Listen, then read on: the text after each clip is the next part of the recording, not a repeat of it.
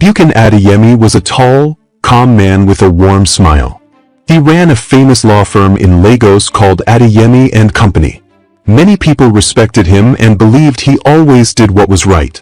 But late one evening he stood by his office window, looking down at the twinkling lights of the city.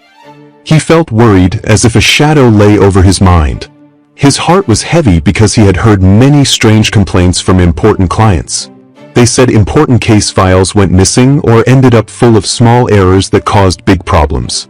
Ibukun did not know who was behind these mistakes, and this mystery made him nervous.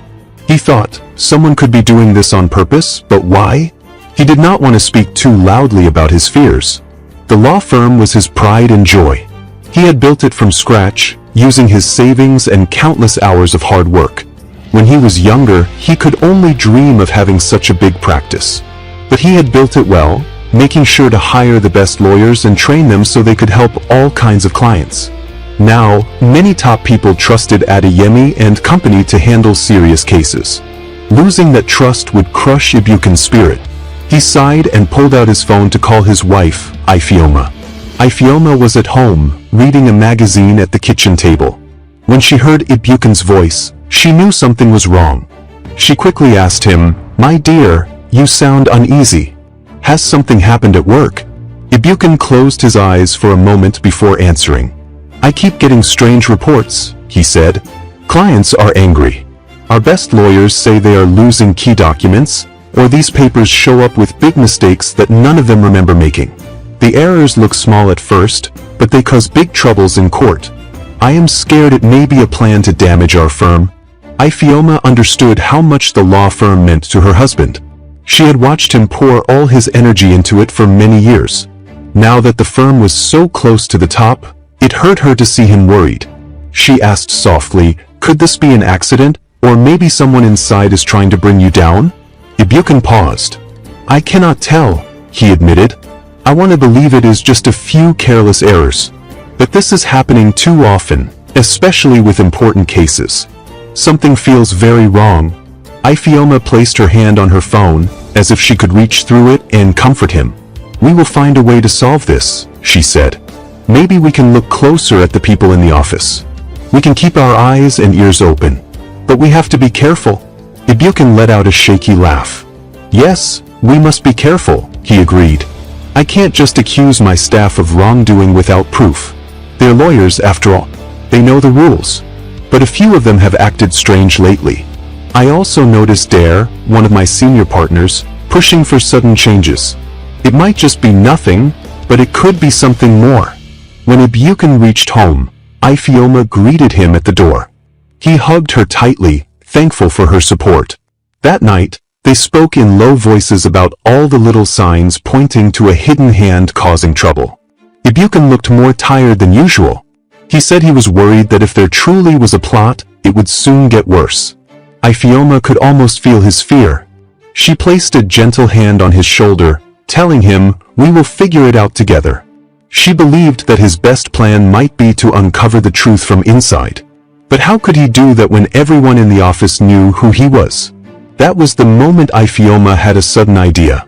Her eyes lit up, and she turned to Ibukun with a tiny smile. "You need someone on the inside who nobody will suspect," she said. "What if I pretend to be a new cleaner? Nobody notices the cleaner. I can walk around, blend in, and listen. I can see who is doing what."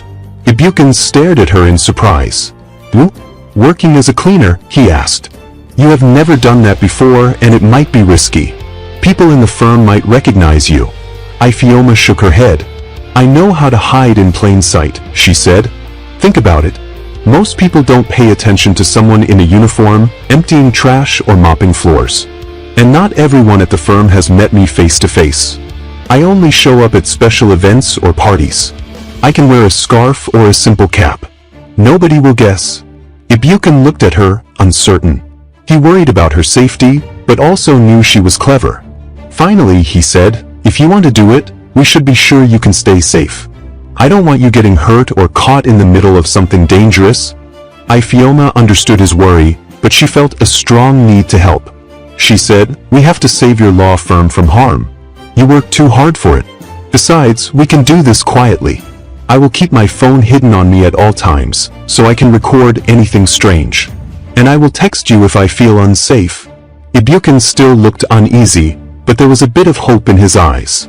He nodded slowly, and they shared a smile. It was a plan, though a risky one. The next morning, Ibukin arrived at the office earlier than usual. He went straight to the security room and spoke to the head of security, Mr. Onu. Ibukin trusted him. He explained that his wife would come in as a new cleaner, and he asked Mr. Onu to watch over her silently. The older man raised his eyebrows in surprise, then nodded. "I will do my best," he promised. "I won't say a word to anyone, and I will keep an eye on her on the cameras." A short while later, Ifioma stood outside the firm's main doors, wearing worn-out shoes, plain pants, and a faded shirt under a navy blue apron. She held a mop in one hand and a small bucket in the other. She looked nothing like the graceful, stylish woman who usually walked by Ibukin's side at fancy dinners. She glanced around, her heart pounding. She had butterflies in her stomach, but she felt ready. Ifioma walked into the busy reception area. The large marble floor sparkled under bright lights. Employees rushed around with stacks of paper and buzzing phones. Nobody gave her a second look. She took a steady breath. It was time to begin. She offered a shy smile to the front desk person and said, in a soft voice, "I'm the new cleaner. Where should I start?" The young receptionist barely glanced at her. She waved a hand toward a hallway that led to rows of offices. "You can start with the conference room," she said, sounding distracted. "Just don't get in anyone's way." Ifioma nodded. She gripped her mop and wheeled her bucket carefully so it didn't spill. As she walked, she noticed small details around her. She saw locked doors with golden nameplates, tall glass walls showing glimpses of lawyers talking with each other, and hush-hush whispers that echoed softly. Every step made her more sure that something big was happening here, and she was right in the middle of it. She remembered Ibukin's worried face and reminded herself that this was for him, for their family, and for the future of Adeyemi and company.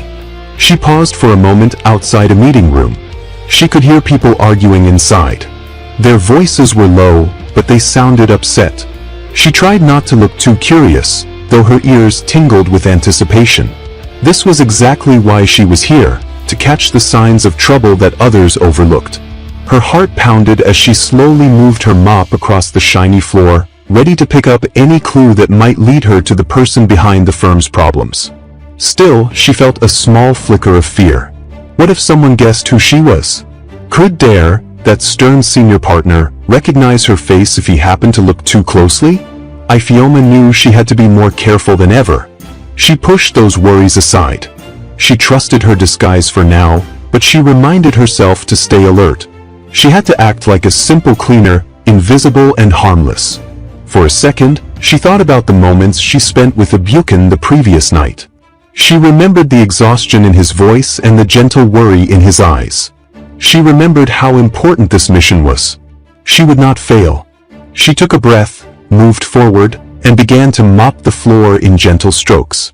Each stroke seemed to say, "I am here to protect my husband and find the hidden truth." She turned the corner, heading to the conference room, her mind focused on the task ahead. She knew this was only the beginning. Whatever lay ahead, she had stepped into it by choice, and she would not stop until she uncovered the mystery lurking in Adeyemi and company. In that moment, Ifioma understood something very clear. She was not just a wife in a disguise. She was now the quiet eye that would see all the secrets the shadows hid. And as the door to the conference room opened before her, she felt a spark of courage pushing her onward. Ifioma stood outside the conference room door for a moment, trying to calm her beating heart. She could hear voices on the other side, low and tense, like people arguing quietly.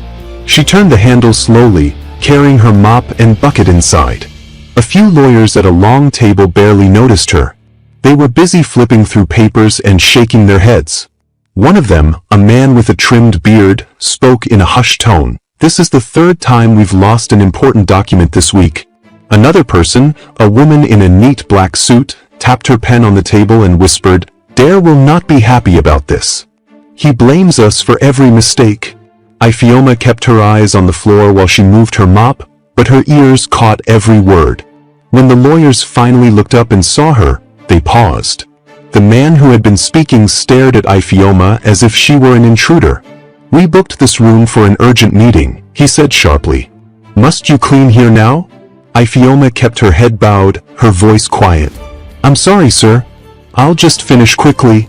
She made sure her eyes did not linger on their files, though she wondered what was written on those scattered pages.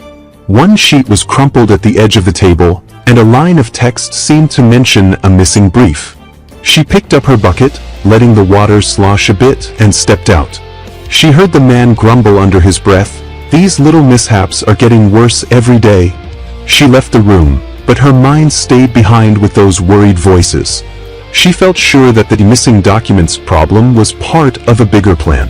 She remembered what Ibuken had said the night before. Someone might be doing this on purpose.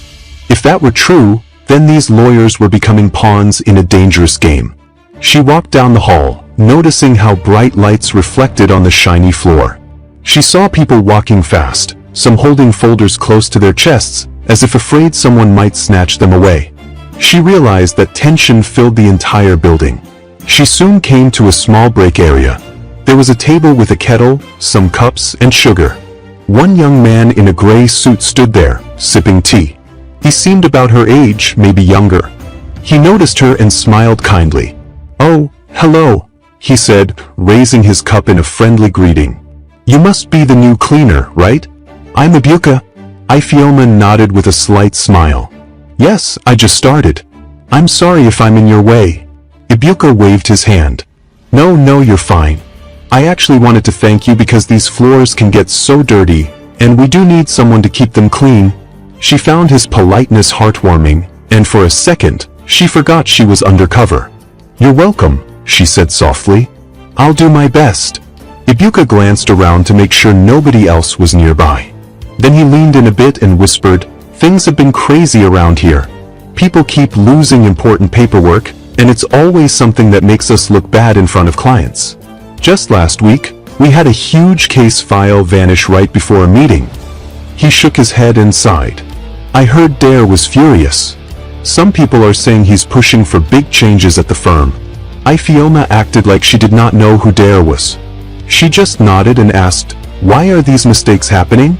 Ibuka let out a short, bitter laugh. "I wish I knew. It's scary when big files disappear. Our clients trust us to be perfect. If we keep messing up, we might lose them. And trust me, that would be a disaster." Then he sipped his tea one more time, quickly checked his watch and said, "I have to go. Another meeting soon." With that, he gave her a small wave and disappeared down the hallway, leaving Ifeoma with more questions swirling in her mind.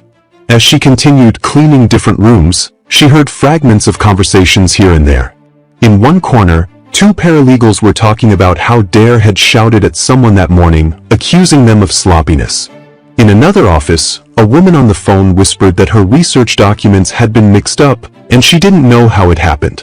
All these little clues painted a picture that felt more like sabotage than simple errors. Each time Ifeoma heard Dare's name, it came with a hint of fear or anger. Later in the day, she went into a lounge area meant for employees to relax. She wanted to empty the trash can.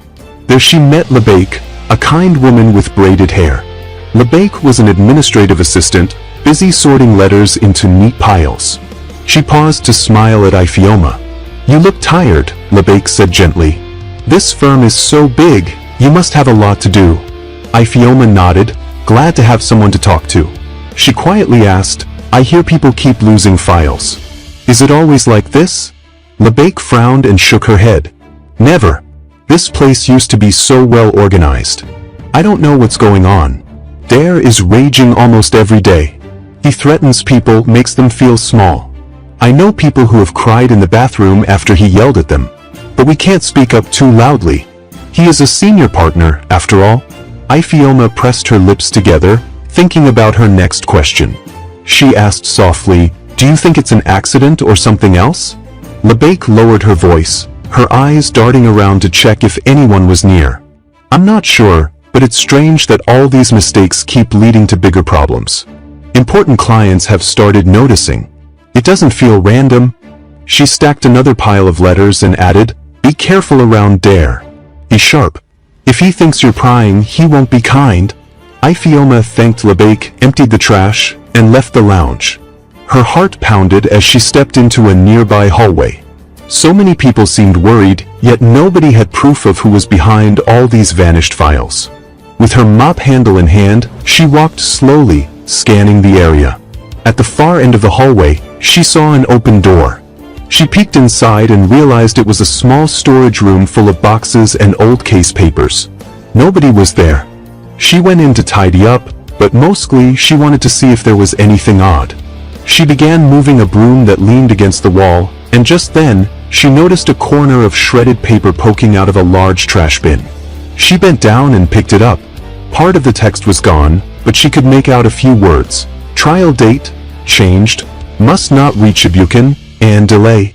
Her mouth went dry. Could this be more evidence of foul play? She heard footsteps in the hallway, so she quickly tucked the shredded bit of paper into her apron pocket. She stood up and pretended to clean.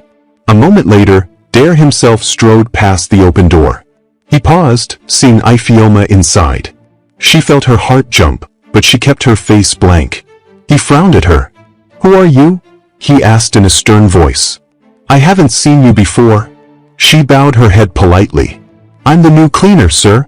I started today." Dare studied her for a few seconds, his eyes cold.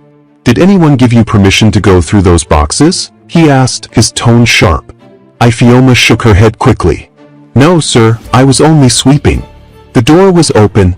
Dare made a small, annoyed sound. "Well, hurry up and finish.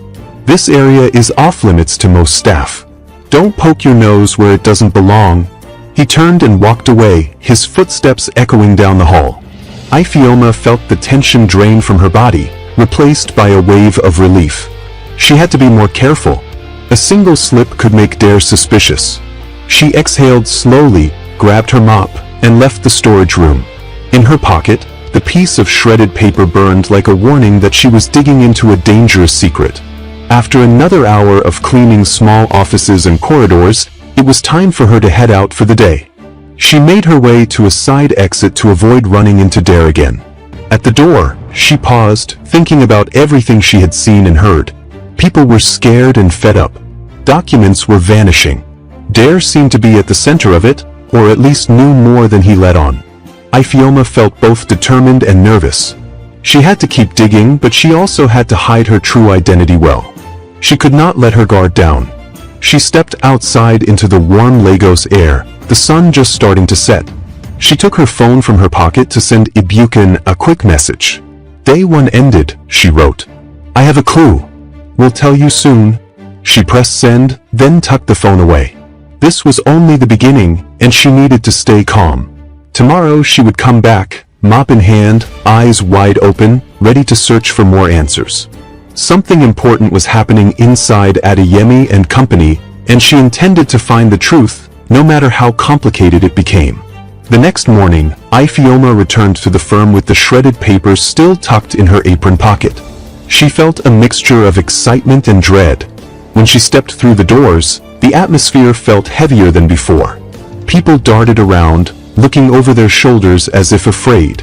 She spotted Ibuka in the hallway, talking rapidly to another lawyer. She waited until he was alone and whispered, "I found a strange note mentioning a trial date change. Do you know anything about that?"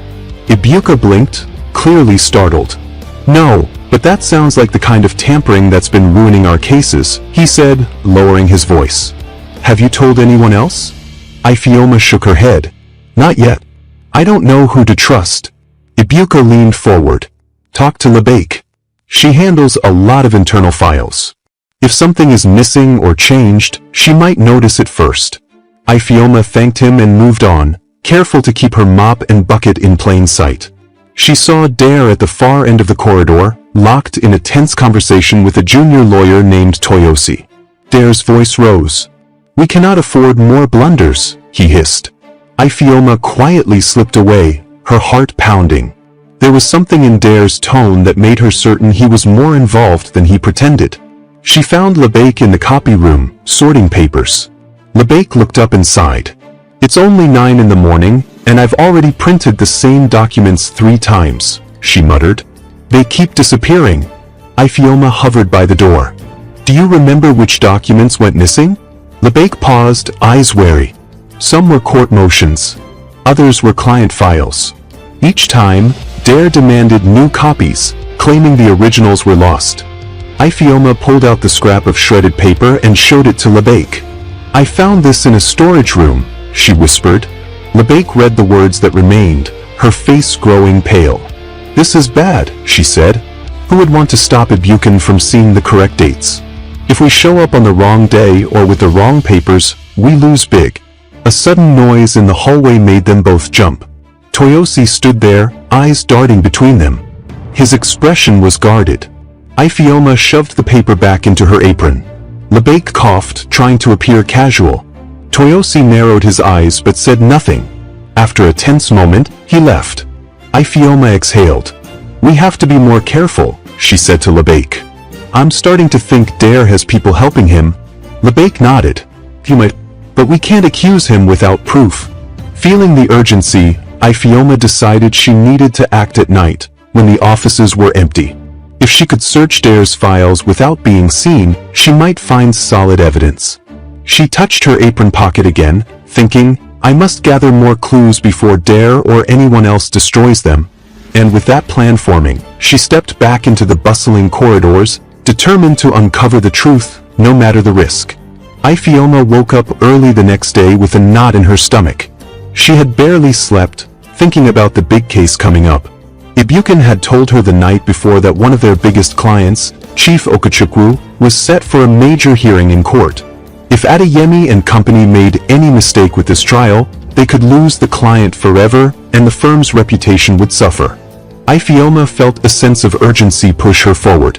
She dressed in her cleaner's uniform again, told Ibuken to stay calm, and hurried out the door.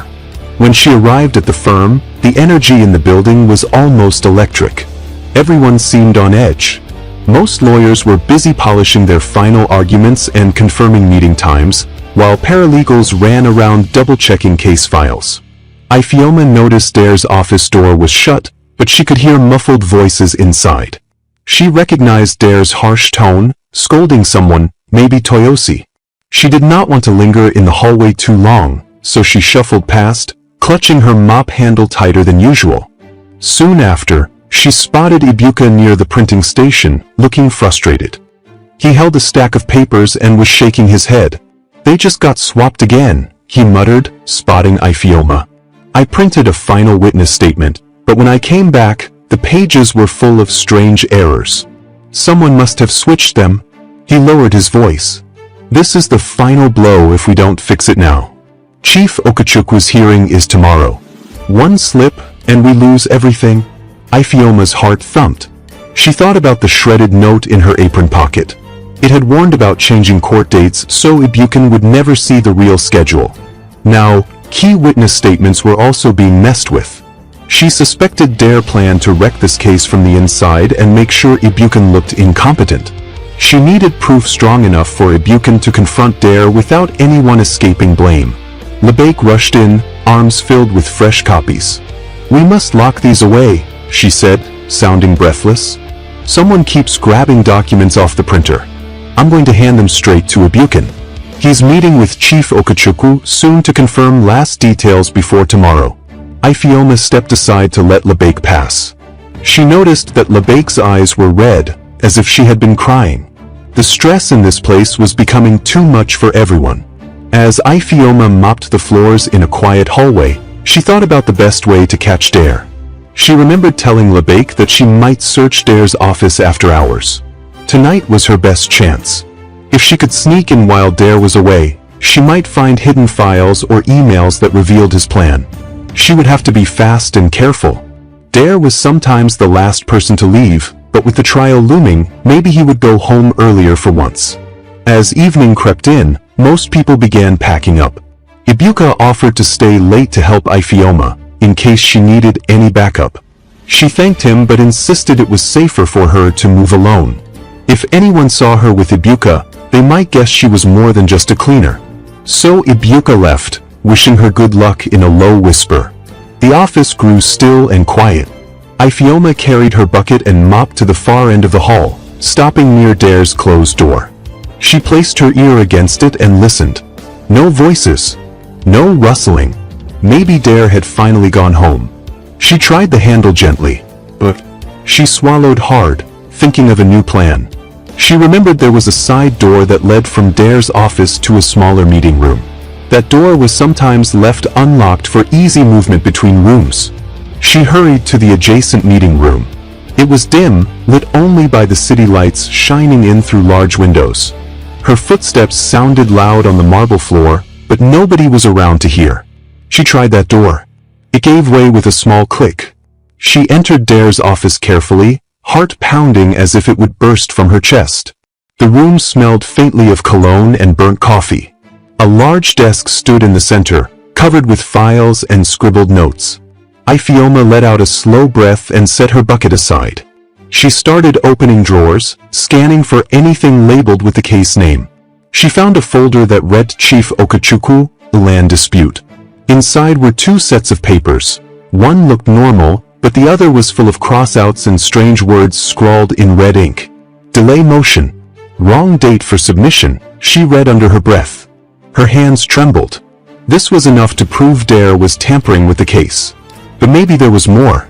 She dug deeper and found a small notebook. She flipped through it by the glow of the window. Each page listed sums of money and brief lines like payment to outside party, meet with contact after hours, and remove key witness statements. Ifeoma bit her lip. Dare was not working alone. Someone outside the firm also seemed involved. She needed to grab a few pages of these notes to show Ibuken. Her heart jumped when she heard the sound of footsteps in the hallway. Could Dare be coming back? She quickly stuffed the notebook into her apron pocket, along with copies of the tampered documents. Then she scrambled to the meeting room door, closing Dare's office behind her with the softest click she could manage. She stepped into the shadows, breathing in short, silent gasps. From the crack under the door, she saw a light switch on in Dare's office. She heard him mumbling. He must have realized the door was unlocked. "Who's been in here?" Dare growled, sounding furious. Ifeoma clenched her fists. She needed to leave before he started searching the place. She waited, feeling her legs burn from standing so still. After what felt like forever, the light in Dare's office snapped off again. She heard the door slam shut. The sound of his angry footsteps faded down the corridor. Ifeoma slipped out of the meeting room, bucket in hand, her heart still racing. She hurried toward the elevator, forcing herself not to run. She prayed Dare would not suddenly appear from around a corner. When she reached the lobby, she almost collapsed in relief. At last, she walked outside into the warm Lagos night, clutching her bag of evidence. She knew Ibuken would be proud of her for finding real proof. Yet she also knew the danger had increased. Dare clearly sensed that someone was snooping. He might lash out if he felt cornered, but Ifeoma had no choice. The hearing was just hours away. She had to give Ibuken these documents and hope they could fix any damage Dare might still do. With every step she took down the dark street, she told herself that this was the only way to save the firm. Tomorrow, everything would come to light, and she had to be ready for whatever happened next. Ifeoma arrived at home late that night, her mind racing with what she had found in Dare's office. She did not bother to change out of her cleaner's clothes. She went straight to Ibuken, who was sitting at the dining table, looking over some papers. He stood up the moment he saw her worried face. "Are you okay?" he asked gently, resting a hand on her shoulder. "I'm fine," she said, taking a deep breath. "But I found proof that Dare is tampering with our biggest case. He even keeps a notebook that shows he's planning to sabotage us." Her hands shook a little as she pulled out the files and the notebook pages. Ibuken's eyes widened when he saw them. He flipped through the pages, reading the red ink notes about fake court dates and missing witness statements. His face grew pale. "So it's true," Ibuken whispered. "I kept telling myself maybe this was only a small issue, but Dare is really trying to destroy us." He rubbed his forehead, looking like a man who had gone without sleep for days. "We have the hearing tomorrow morning. If we lose, Chief Okachukwu will walk away, and our firm's name will be dragged through the mud. Ifeoma wanted to hug him, but she remembered they had no time for comfort. "We can still stop him," she said. "We'll show the judge the real papers, not the ones Dare tampered with. You need to bring these genuine documents to court. We'll also keep Dare's notebook, in case we need to prove he was behind everything." Ibuken nodded slowly, as if trying to gather the strength to fight back. "Let's do it," he said at last. "First, we need to fix the final witness statements so the court has the right information." He glanced at the clock, which read close to midnight. Then he looked at Ifeoma with tired eyes. "I guess we're pulling an all-nighter." They worked side by side at the table, scanning pages, correcting errors, and printing clean copies. Ifeoma texted Labake, telling her to stay alert the next day and to be ready in case Dare tried anything else. By 3 in the morning, Ibuken finally had a stack of untainted documents. He looked at Ifeoma and took her hand. "Thank you," he said softly. "Without you, we would have walked straight into a trap." At dawn, they drove to the courthouse. The sun rose above Lagos, lighting up the busy streets. Ifeoma carried a sealed folder of the corrected files, and Ibuken held Dare's notebook in his briefcase. When they reached the courthouse entrance, they saw Chief Okachukwu waiting. He wore a serious look on his face. "I heard about some trouble with my papers," he said in a gruff tone. "You had better be ready, Ibuken." Ibuken kept his voice steady. "Sir, we discovered attempts to mess with your case. But we've put it right. I promise you, our team will defend your interests fully." Chief Okachukwu gave a slow nod, though he seemed uneasy. "I hope so," he muttered. "I've poured a lot of money into this dispute. I can't afford silly mistakes." Before Ibuken could reply, Dare approached them. He gave Ifeoma a quick, suspicious look, then turned his attention to Ibuken. "Good morning," he said, forcing a smile. "I trust we're all prepared." Ibuken looked him straight in the eye. "We're ready." Ifeoma noticed Dare's gaze flick toward the briefcase. She guessed he feared Ibuken might have discovered his secrets. Inside the courtroom, the judge took her seat and called the case to order. Ibuken presented the fresh documents, speaking clearly and calmly. Dare stood beside him, looking tense but trying to hide it. The opposing counsel tried to argue that Adeyemi and company had filed incorrect statements earlier, but Ibuken explained that those versions were false. He held up the correct ones, showing dates and signatures that matched the original client contracts. The judge frowned, shuffling through the papers. "Why were there 2 sets of statements?" she asked. Ibuken's voice did not shake. "Someone in our firm deliberately switched them. But we uncovered the real ones last night." The judge's eyebrows shot up. "That's a serious accusation, Mr. Adeyemi. Do you have proof?" At that moment, Ifeoma noticed Dare take a step back, as if ready to slip away. She locked eyes with him, warning him that she was watching. Ibuken reached into his briefcase. "I do have proof, Your Honor," he said, pulling out Dare's notebook and flipping to the pages with instructions about changing the court date and editing the witness list. Dare's face went pale.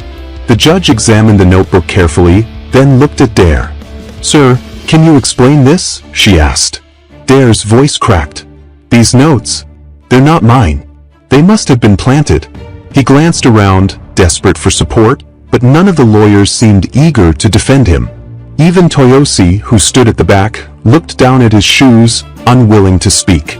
Chief Okachukwu glared at Dare. "Planted? This is your handwriting, Dare. I've seen it on other documents. Don't lie to my face." Dare stumbled over his words, but the judge raised a hand. "Enough," she said firmly. "For now, I will allow the correct documents. This trial will proceed using Mr. Adeyemi's papers." The rest of the hearing moved quickly after that. Ibuken's team argued the case with clear evidence. By the time they finished, the judge agreed to side with Chief Okachukwu, ruling in his favor. Cheers of relief filled the room. Ibuken turned to Ifeoma and squeezed her hand gratefully. She felt tears sting her eyes. They had saved the firm, but Dare's part in all this was still up in the air. Soon, whispers spread through the courthouse that Dare's sabotage would be investigated. Chief Okachukwu approached Ibuken, giving him a firm handshake. "Your firm nearly lost my trust," he said, "but I see you've handled this wisely. I'll stay, but only if you clean up your house." I don't want any more snakes in your firm. Ibukin bowed his head. You have my word, sir. As they walked into the hallway outside the courtroom, Dare suddenly lunged toward Ibukin. He looked panicked. Please, he said in a hushed voice. I can explain. I didn't mean for it to go this far. Ibukin's jaw tightened. You tried to ruin the company I built, he said quietly. But we treated you like family. Dare's eyes darted left and right. I felt like you didn't appreciate my ideas. I wanted to force change, to show you that your old ways would fail. I never expected this to blow up. Ifeoma shook her head, struggling to hold back her anger. You almost destroyed people's lives just to prove a point? Dare hung his head, unable to reply. Before Dare could say another word, security officers approached. They had been informed about suspicious activity. Ifeoma felt no pity as they led Dare away. She thought of all the fear, worry, and stress he had caused. Ibukin sighed, heavy with sadness. I never wanted this, he said. But he left us no choice. Back at the firm a few hours later, the mood was mixed. People were relieved that the big client had won the case, yet they felt betrayed by Dare's actions. Ibukin called a quick meeting. He addressed the staff with a firm voice. Some of you may have heard that Dare was found sabotaging our work. From now on, we will enforce stricter checks on all documents. If anyone notices anything unusual, please speak up. Ibuka and Lebeik both looked at Ifeoma with grateful smiles. They knew her courage had helped them avoid a huge disaster. When the meeting ended, Ibukin asked Ifeoma to join him in his office. He closed the door and took her hands in his. I can't thank you enough, he said, eyes full of warmth. Without you, we'd have lost this case, and maybe even the entire firm. Ifeoma felt relief flood her body. I did it for us, she said. For everything we've built together. Ibukin kissed her forehead softly, grateful. Outside the window, the sun shone bright, as if a weight had lifted from the entire building. The staff returned to their work with a renewed sense of hope. Though scars remained, they all knew the firm would stand stronger. And as Ifeoma left Ibukin's office, she felt sure that by acting as a humble cleaner, she had not only protected her husband's dream, but also uncovered the hidden truth that nearly tore Adeyemi and company apart.